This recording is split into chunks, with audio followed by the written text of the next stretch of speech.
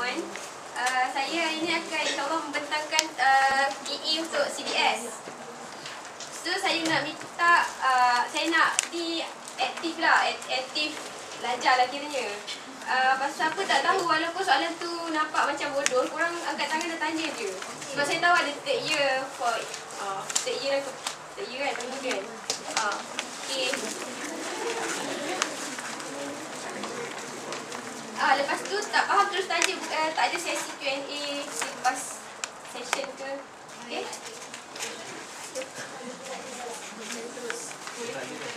Okay. Start Okay. Siapa ada beli buku PE tu yang kat depan tu, boleh buka muka surat 69. Lepas tu siapa yang ada handout ni, buka yang CBS punya. Boleh contoh sikit lah nanti.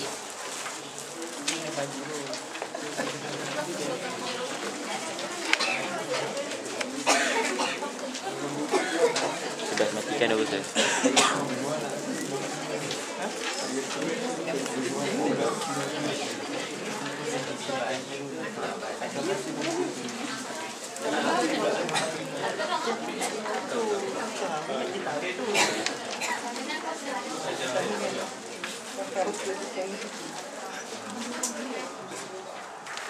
Boleh dengar ke suara saya? Okey, kita akan start. Okey, dekat Malaysia dengan Russia sangatlah, tak adalah sangatlah. Bolehlah different sikit lah, sebab kita kat Russia kita terus jump into that PE kan. Kat Malaysia dia proper sikit. First kita kena introduction. Kita cakap nama kita macam nama kita siapa, cakap passion tu, kita nama kita doktor apa, nak check apa. Okay, saya akan buat respiratory,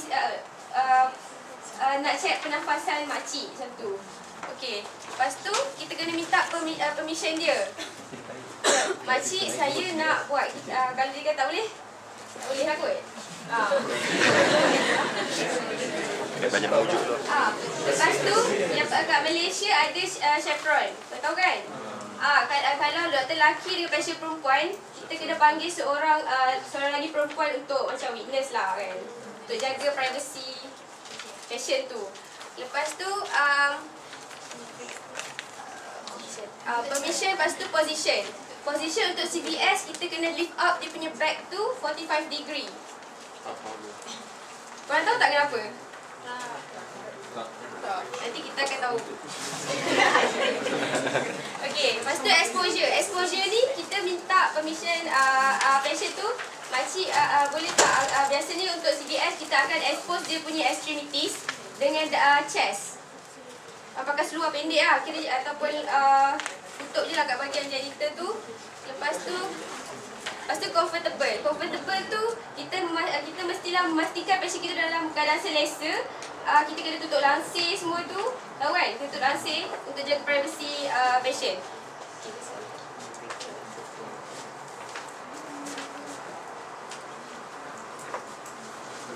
Okay, sekarang ni saya silakan patient kita naik ke position saja. Ya, dekat ni kita tak mahu banyak. Nak bagi sini kan.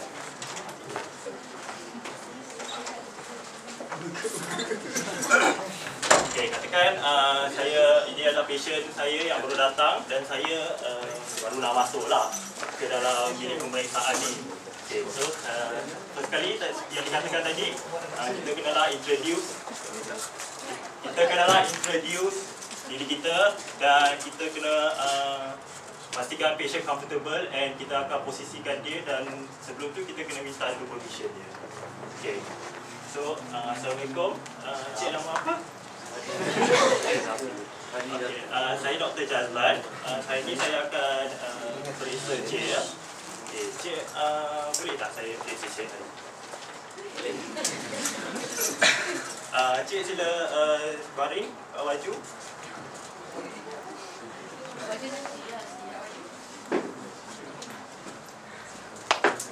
Okay, sebelum tu.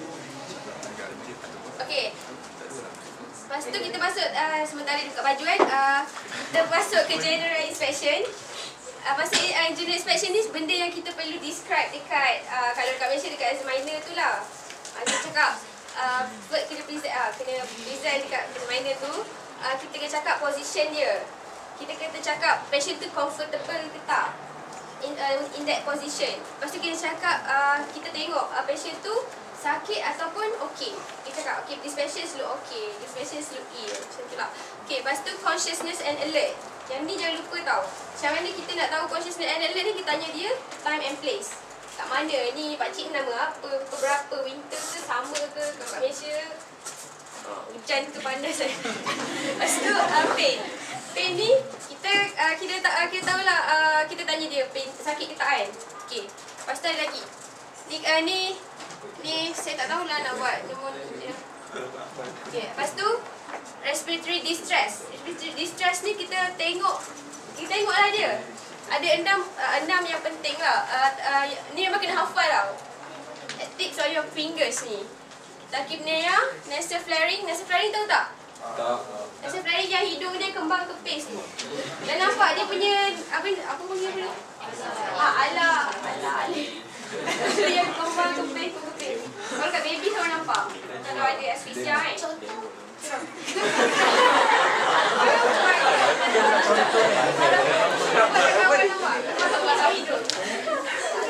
Lepas tu first slip ni awak kena nak tengok gambar dekat respiratory nanti. Dia macam inspire okey je, tapi nak keluarkan tu dia first lip dia besar. Lepas tu using accessory muscle of respiration. Okay. Lepas tu recession, retraction ni, dia ada 4. Salin. Garang-garang. Dia ada 4. Yang ni kau kena ingat tau semua. Subcoster, subcoster, intercoster, substernal, suprasternal. Senang ni kan? Suprasternal. Bawah atas, coster bawah, intercoster. Okey. Lepas tu cyanosis. Macam mana retraction ni? Retraction ni memang memerlukan pengalaman lah dan pemerhatian yang sangat teliti. Okey. Ni ada satu contoh ha.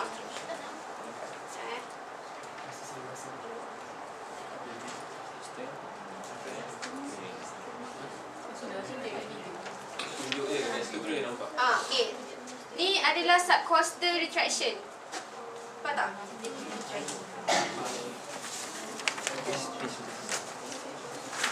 Kalau intercoster tu nampaklah macam ada masuk depression, masuk keluar mengikut respiration dia.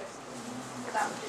Kalau subcoster kat situ, kalau intercoster lah. Intercoster suprasternal.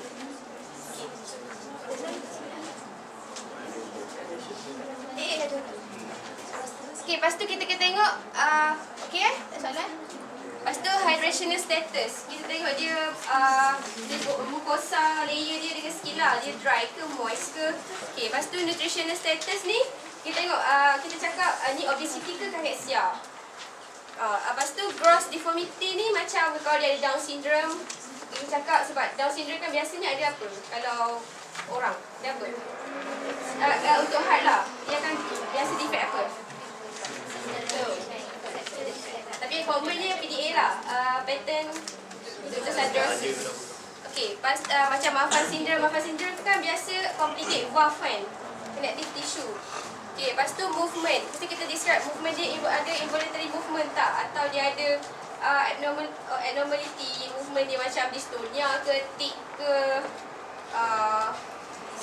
tremor ke. Lepas tu attachment kita tengok dia ada pasang nasal prong ke, high flow mask ke, ada branula ke, kita kena cakap semua tu. Dan inhaler, kalau dia pakai inhaler kita kena describe inhaler color apa, dia pakai dua-dua ke dia pakai satu je. Siapa tahu berapa jenis inhaler ada kat Malaysia? 2 je. Biasanya 2 lah. Kena tahu, 2 lah kena tahu.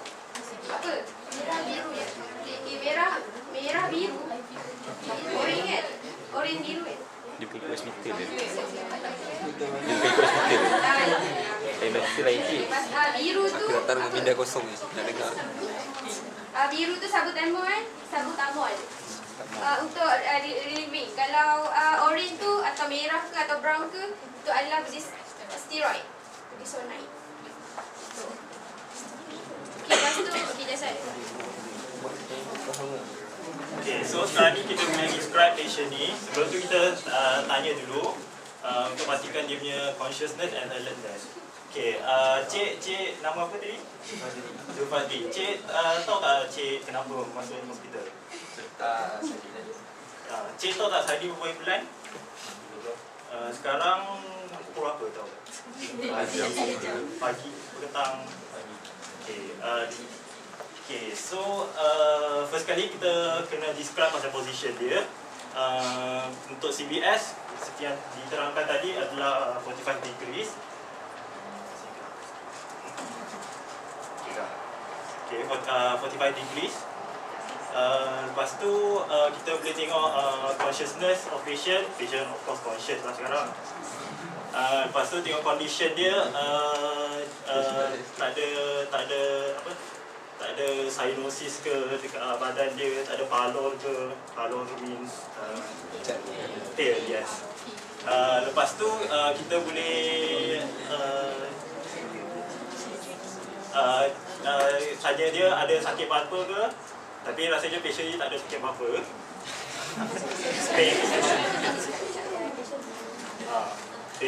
Patient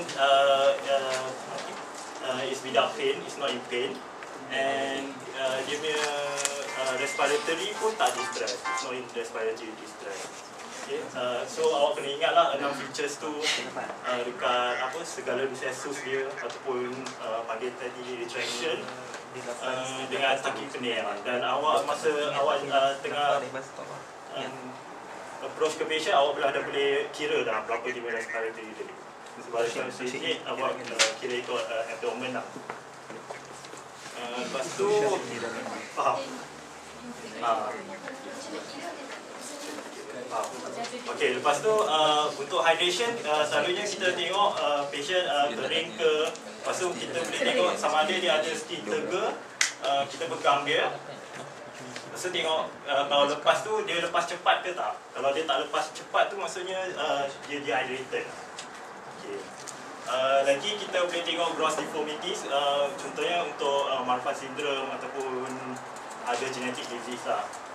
Okay, patient is not don't have any gross deformities, and pun tak ada involuntary movement, tak ada tremor or anything, even face dia pun tak ada tics or ada involuntary movement.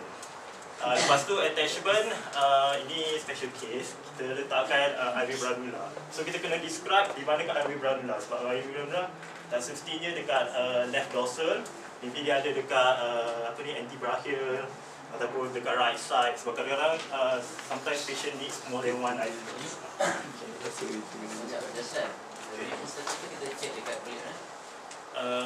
In general, actually this is just general inspection before you go into specific. Tapi selalunya cek tangan lah kan. Okay, lepas tu masuk general, dia ada general examination dengan specific examination of CBS. Untuk general examination of CBS ni, kat Malaysia dia apa-apa pun dia start dekat finger, nail, paling hujung tau. Lepas tu dia akan ke atas, kepala, neck, lepas tu lower extremity. Lepas tu baru pergi kepada spesifik yang kita nak check tu. Macam heart kita dada kan. Kalau abdomen kita exposekan dia punya abdomen. Okay. Lepas tu dalam general examination untuk fingernail, kita tengok CCC, cyanosis, capillary filling dengan clubbing. Capillary filling ni tahu tak macam mana? Kena press kat jari ni. Pasal putih kan, cuba press. Dia tak tahulah. Press. Lepas tu dia putih. Lepas tu lepaskan. Kalau dia refill within 2 second tu, dia normal. Kalau lagi lama daripada 2 second tu, maknanya dia ada anemia ke, heart problem. Okay. Lepas tu clubbing. Clubbing ni Okey, awak kena ingat ada 4 yang menyebabkan clubbing. Respiratory system, CBS, GIT dan juga others. Others tu could be from thyrotoxicosis. Okey, CBS biasanya clubbing, yang menyebabkan clubbing adalah IE, infective endocarditis, dengan congenital cyanotic heart disease. Dua tu yang main. Cyanotic heart disease. Ni congenital lah. Okey. Clubbing. Siapa tahu macam mana clubbing tu berlaku? Mesti tak ia baru belajar patch fizz kan? Ayo. Siapa tahu? Macam mana clubbing tu berlaku? Sis-you? Lelaki? Hypoxia menyebabkan Mutated of cell. Okey, dia akan increase growth factor yang stimulatekan fibroblast untuk produce more collagen. Collagen tu akan accumulate dekat nail tu, sebab tu dia akan besar kan. Okey, macam mana nak check clubbing tu? Ada dua. Satu, clubbing tu awak buat macam ni. Macam ni. Jadi yang satu je. Satu je. Lepas tu dekat normal dia ada angle kan. So bila awak buat macam ni, awak nampak opening window macam window macam tu. Ada space lah between. So ada angle kan. Kalau dia clubbing, angle tu hilang. So bila buat macam tu, angle tu tak ada. Tak ada nampak lubang kat tengah. Kuku ke kuku?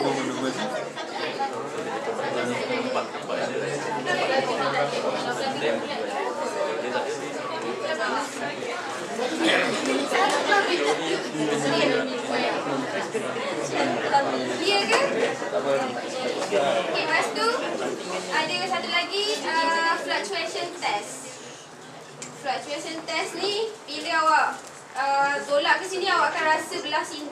Awak tolak jari ni awak tolak ke kuku awak. Lepas tu awak letak jari awak kat sini. Jari ni akan rasa fluctuation tu. Faham ke? Jadi session tu dia apa dia? Ambilkan kedua tangan di depan. Ambil. Untuk sini rasa. Sana?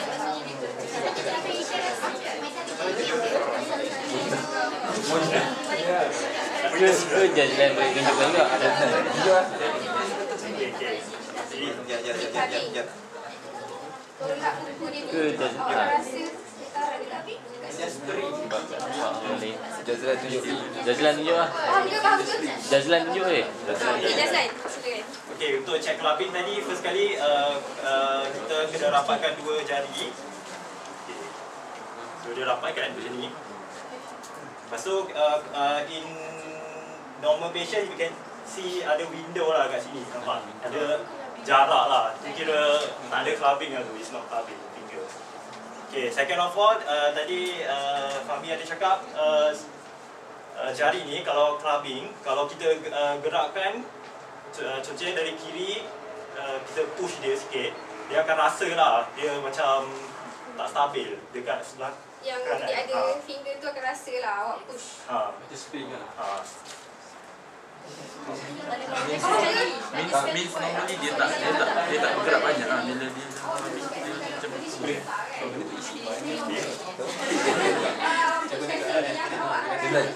Dah fokus ni dah. Dekat. Dah dekat dia. Dah, kau letak dekat. Lembut.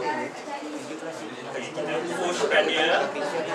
Kalau clubbing dia di sini akan kita dapat rasa lah. Okay, faham tak? Faham? Ulang semula. Sekali. Push jari dia. Okey. Push jari dia. Push kuku dia. Masuk sini kita akan dapat rasa macam kuku dia longgar. Kuku dia longgar lah. Dia tak possible lah. Kena mobility ya. Yang finger ni macam dia akan nampak jarak lah. Nampak macam window. Ataupun ada orang pakai diamond, ada orang pakai kite. Shade. Nampak? Sleep lah. SBS kemudian especially for kemudian dia itu yang mana tak boleh sampai ke secara general tapi boleh ada problem ada Okey, saya teruskan lah. Untuk CBS, kuku ni sangat penting kalau ada IE, infective endocarditis. First, splinter hemorrhage, ini saya tunjuk gambar. Second, Janeway lesion, dan third, osseous nodes. Dan lecture biasalah dengar ni. Okey. Okey, ni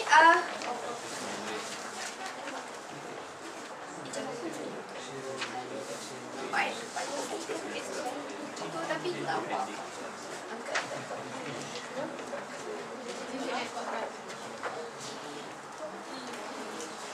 Nampak tak? Kali hilang. Dah. Baik ni video kan. Tak ada video kan dia ni. Video kan ni. Video kat gambar. Okay. Tu splinter hemorrhage yang atas tu, yang first tu. Kita akan nampak garis-garis merah. Tu disebabkan thromboembolik yang menyebabkan infarction dekat situ. Okay. Phone IE tu lah. Lepas tu, ni, nampak kan? Jangan miss tau benda-benda macam ni. Dia boleh bagi clue. Okay, yang atas tu adalah Janeway lesion. Janeway lesion ni kita akan nampak papula-papula which located on palps and palm. Especially kat atas ni. Kat sini. Okay, palp of the finger. Sini. Okay, kita akan nampak merah. Tapi benda ni tender tau. Tahu tak tender because of apa? Sakit is sakit. Sakit awak tanya awak sakit tak sakit. Kalau tender bila awak sentuh tu baru macam muka dia macam tu sikit pun. Tapi tak cakap sakit pun. Tu tak ada tender lah. Bila on palpation, bila dipicit. Oh, sini. Lepas tu yang last tu adalah osseous lesion. Osseous lesion tu biasa tengok dekat palp, tena, hipotena. Tena, hipotena, palp. Dua-dua ni tender tau. Kalau ni tekan. Okay, Janeway lesion, palp dengan palm. Pak yang mana? Palp. PULP. Kalau osseous, hipotena, tena dengan palp. Biasa je ada kat situ lah. Ni osseous. Nampak tena dia. Oh kan? Ini kau bagi. Hipotena. Ni nak dasar. Sini ke?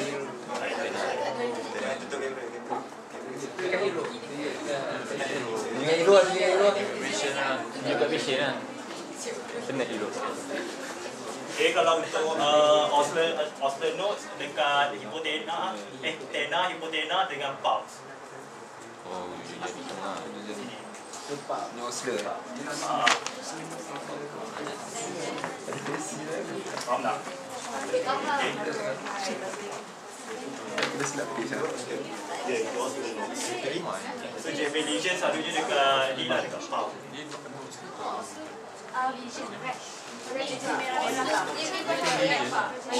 Osseous tu nose lah. Tapi dia spesifik tempat. Tanya mana? Tanya. Angkat tangan.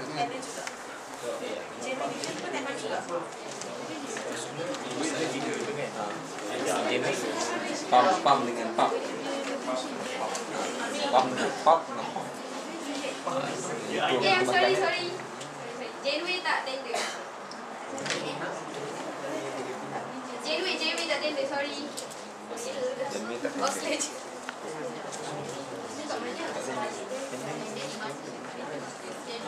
Tender pun.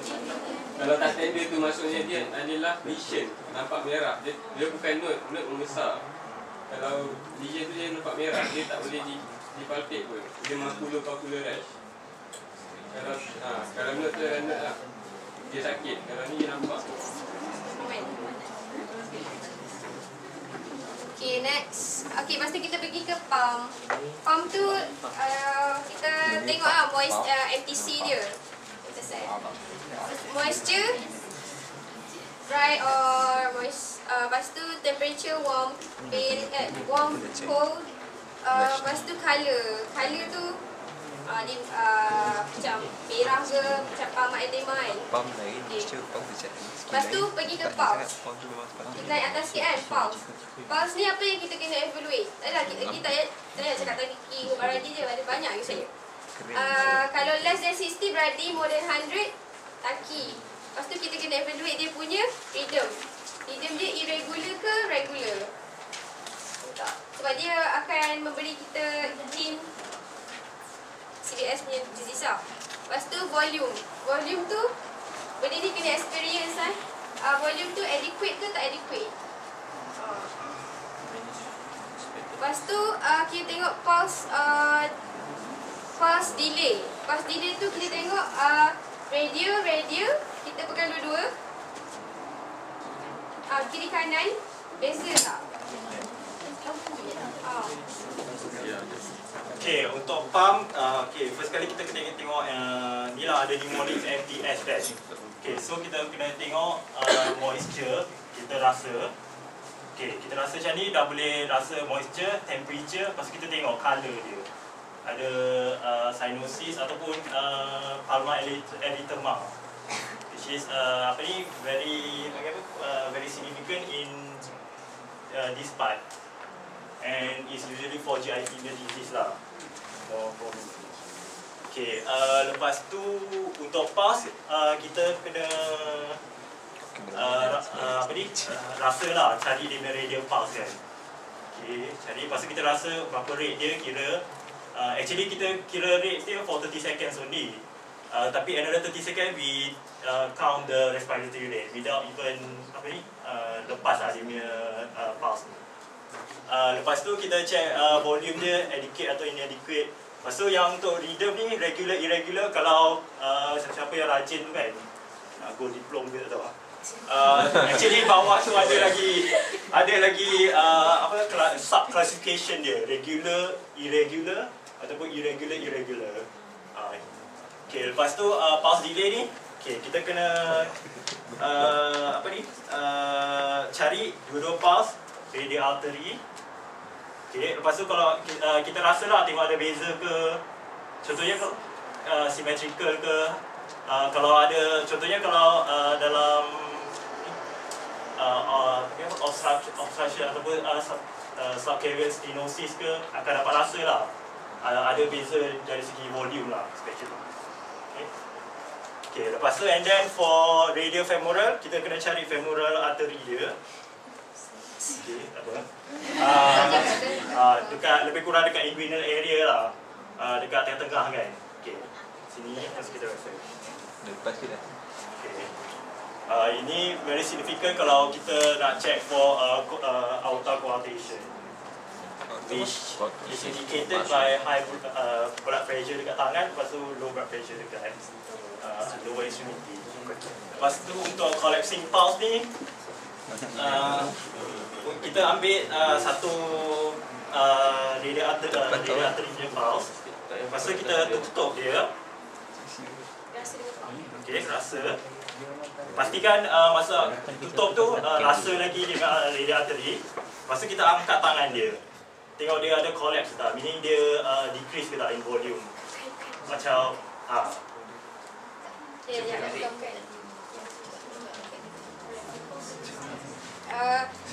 mula-mula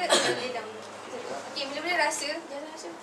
Mula-mula kita tengok dia punya volume tu adequate ke tak kan. Kita rasa, lepas tu kita tengok dia punya rhythm dan rhythm volume rate. Kita tengok. Lepas tu volume tu bila duduk macam ni, kalau biasanya dalam aortic regurgitation, bila rasa macam ni dia rasa banyak tau, volume dia akan increase. Bila angkat dia akan increase tapi lagi bounding. Dia macam, faham tak? Dia macam lagi kuat lah. Lagi kuat daripada tadi bila angkat. Sebab darah tu macam tiba-tiba jatuh bawah.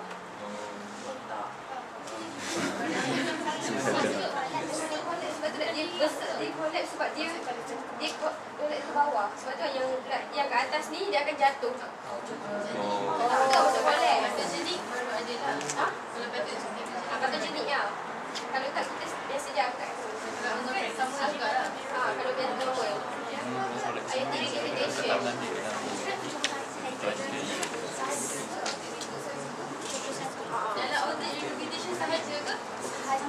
tak tahu juga.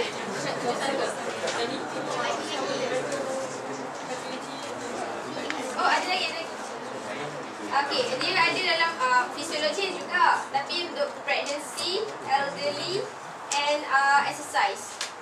Lepas tu untuk patologi, dia ada dalam aortic regurgitation, ada dalam PDA, arteriovenous fistula dan hyperdynamic circulation kalau dia ada anemia ataupun fever.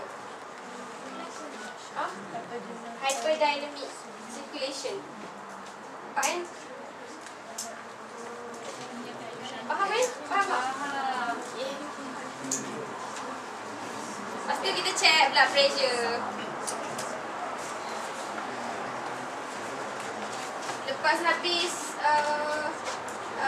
Lepas habis extremity ni kita pergi ke kepala. Kepala kita kena check eye dia. Okay, first kali kita check eye dia, kita check dia punya conjunctiva. Kita suruh patient tengok atas. Ataupun kadang ada orang dia suruh tengok tangan dia lah, tapi buat dekat atas. Lepas tu kita tarik dan tengok sama ada dia ada pallor, meaning ada anemia. Dan lepas tu kita suruh dia tengok bawah. So kita check jaundice pula. Ini kat atas. Jaundice. Betul. Okay, ini untuk check conjunctiva. So dia tengok atas. Okay, sekarang ni check pallor, tengok bawah. Check jaundice. Lepas tu kita tengok ada, lepas kita tengok sklera dengan conjunctiva, kita tengok ada extra tak, macam gentle asthma. Gentle asthma biasa ada dekat orang hiperlipid kan, hiperlipidemia. Lepas tu dengan arcus senilis. Arcus senilis ni biasanya fisiologi dekat orang tua ada, tapi ada juga dekat patologi kalau ada hiperlipid. Cuma sekali singkat tak. Arcus senilis ni kita akan nampak white ring dekat kornea dia.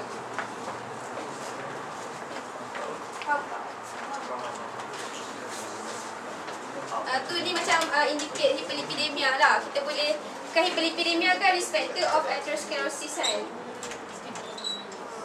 Okay, lepas tu kita proceed dengan nose. Nose kita tengok tip of the nose. Kalau ada cyanosis.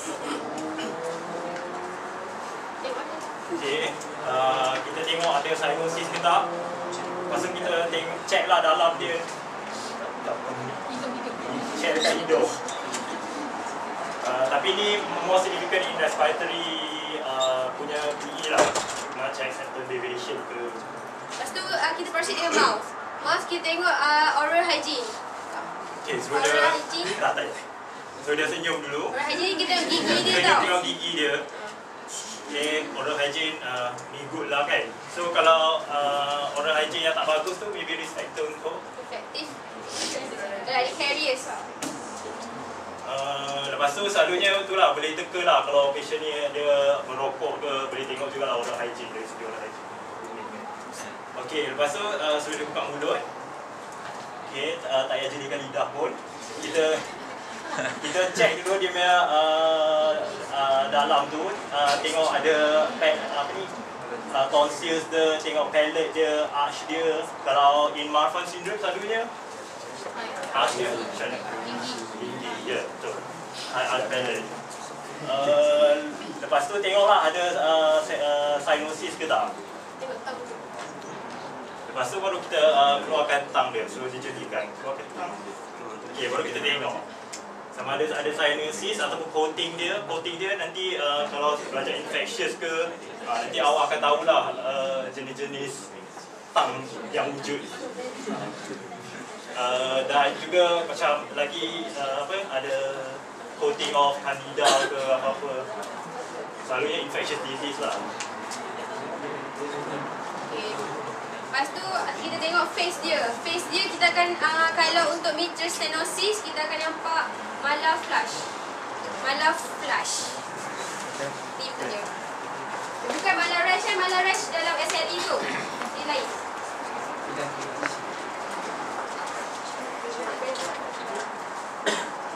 Kenapa ada malar flush ni? Serius? Any serius nak jawab?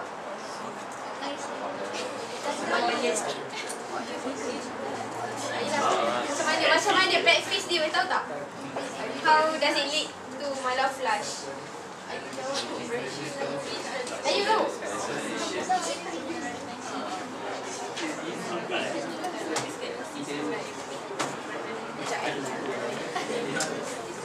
Cairo.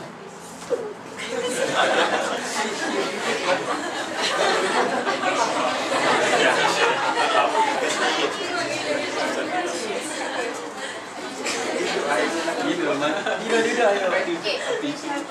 Mitra stenosis kan? Ni mitra kan? Okay, dia tebal. So blood susah nak masuk. Lepas tu kita punya heart ni akan buat apa? Untuk push itu ventricle. Dia akan jadi apa? Hypertrophy. Okay. Bila hypertrophy, pressure dia, macam dia pump tu, dia akan pressure dia akan increase kan? Okay, bila hypertrophy ni, masa-masa ni nak makan juga. Tapi blood supply tak banyak sangat kan? So lama-lama dia decompensate. Bila decompensate tu dia akan dilate. Tapi still blood banyak kat sini. Kalau blood banyak mesti pressure tinggi kan? So kat sini pun kena increase pressure dia untuk push blood ke sini. Lepas tu last kali dia akan lepas tu dia menyebabkan increase pulmonary pressure. Menyebabkan pulmonary hypertension. Pulmonary hypertension ni lepas tu kan right heart ni akan nak push blood ke sini kan. Ni apa? Pulmonary apa? Artery ke vein? Artery. Okay, so pressure kat sini pun akan increase. Lepas tu dia akan menyebabkan increase pressure dekat right heart pula kan. Sebab nak push blood, nak lawan pressure kat sini kan. Okay, increase pressure kat sini. Lepas tu bila tinggal sini, increase pula kat sini.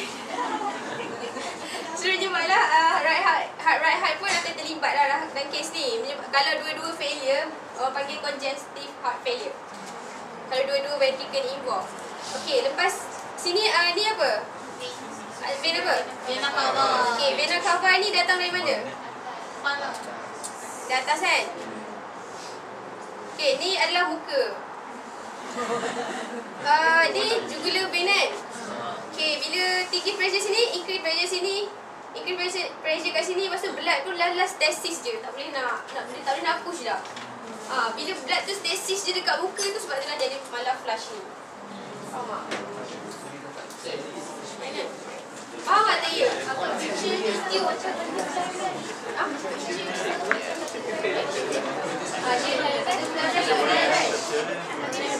Ini merah je. Dia merah dan flush. Dia kalau dari tema rash tu dia rash. Dia rash lah. Dia merah ke? Dia sebab tu awak kena tengok lah. Dia experience lah dengan flush. Flush tu dia tak kulit dia licin lah, cuma kat dalam tu. Kalau rash tu kulit tu sendiri kan yang rash.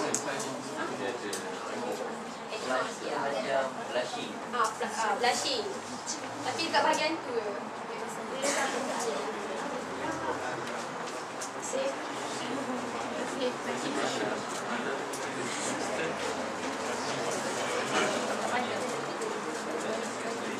Okey, lepas tu neck. Neck, apa yang penting nak tengok adalah JVP, jugular venous pressure.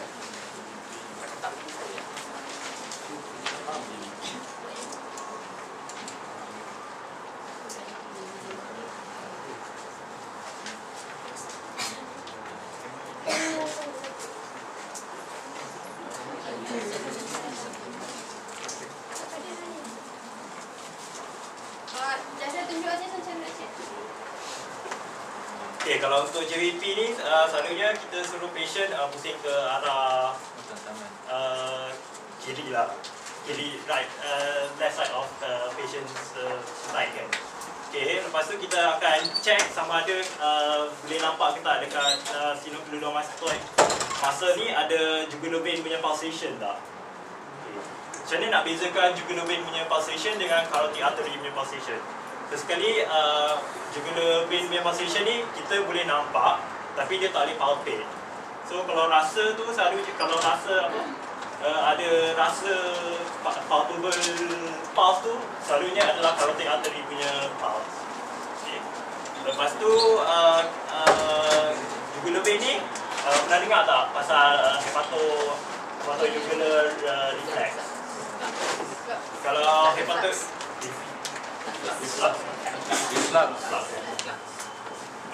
kalau sekarang ni kalau baca dekat literature, dia dah tukar nama jadi abdominal jugular reflux lah. Basically the same thing. So bila tekan je dekat apa lower margin of liver ni, kalau dia akan increase JVP.